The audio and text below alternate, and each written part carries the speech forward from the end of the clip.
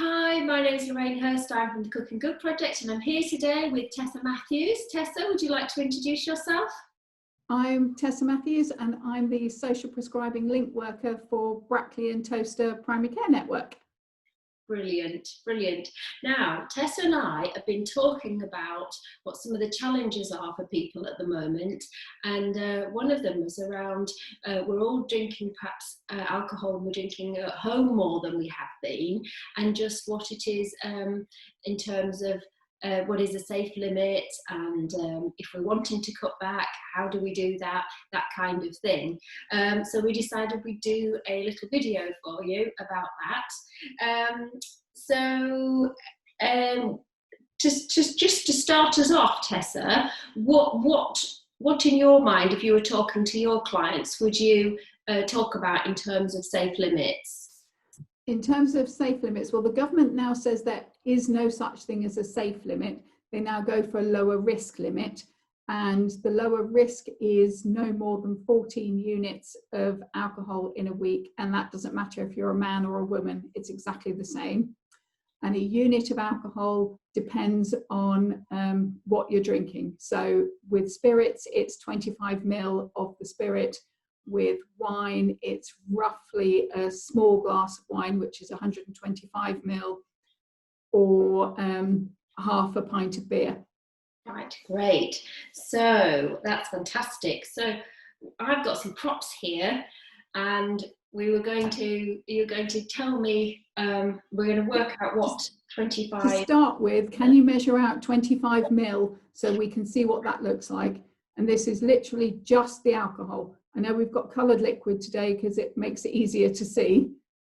So we're going to get Lorraine to measure that out, and then I'm going to ask her to put it in what would be your normal gin glass that you'd have at home. Yep. Right, so not a very accurate measure, but it's definitely above the 20 and below the 30. So... Right.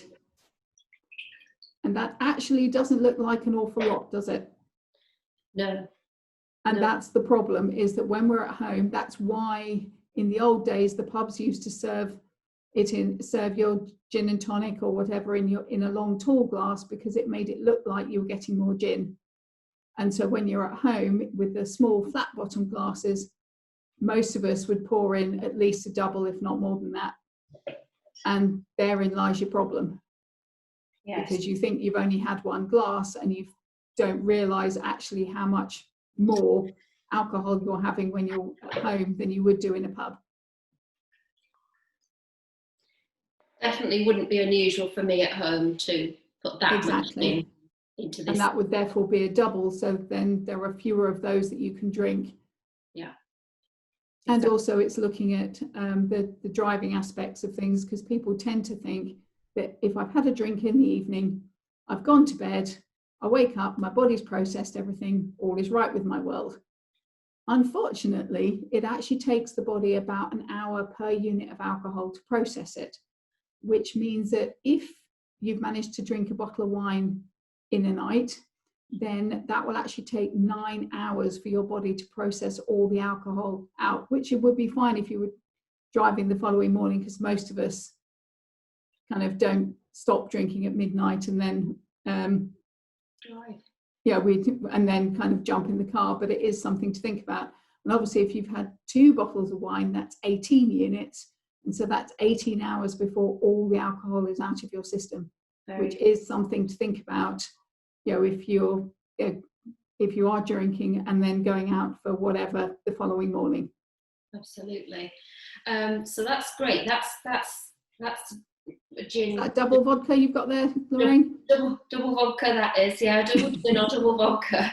Yes, it is quite a lot, isn't it? It's actually watered down orange juice at the moment. Yes, well, yes. A little early for the gin, I know. So this is a normal wine glass that I would drink out of at home. Can you measure out 125 ml into that, please? Yes, indeed.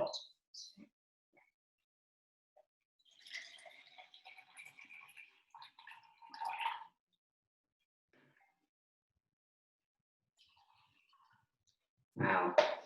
Right. Now, how many people do you reckon would fill their glass to that level and not top it up a bit? Yeah, if you gave that to a guest, if they weren't driving, you would normally probably top that up a little bit, wouldn't you? Exactly. Definitely.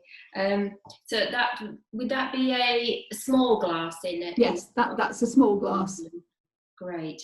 The ones that the pub look at you and go, really, is that all you want? Yeah. Yes. Because there is a fair amount of pressure too on people to actually have more than a small glass, even if that's all they're after. Definitely, and especially when you're pouring it at home, that's the thing. Yes.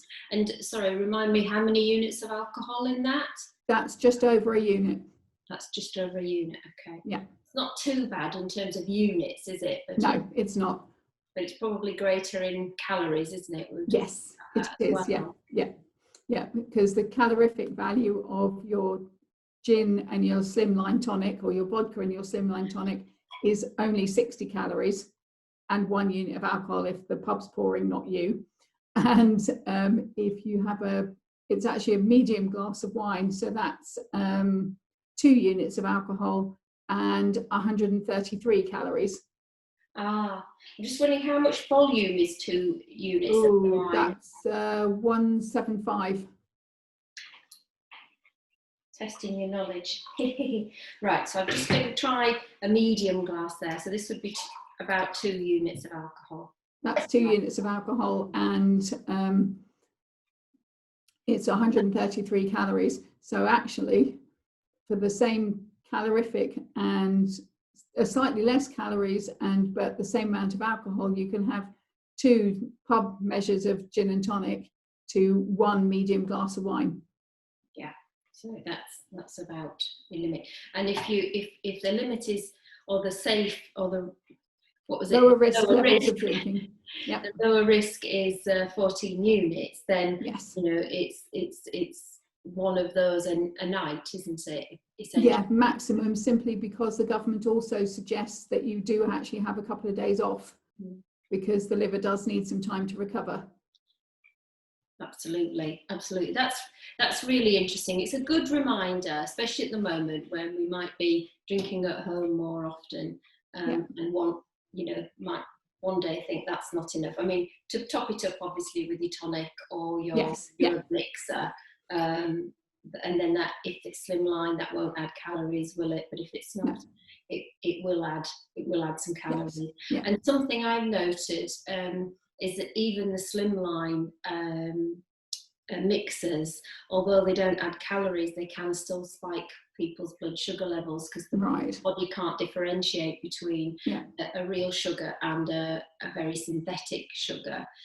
So things like aspartame and so on, they do actually spike blood sugars. So it's just something to be aware of for people who think, especially if they happen to have any blood sugar issues or they're diabetic. So something for them to bear in mind with those types of mixers. I think that's some quite useful. What was beer? What in terms of volume are we talking about beer? And beer's half a pint is roughly a unit. Half a pint. So there we are. My larger measure.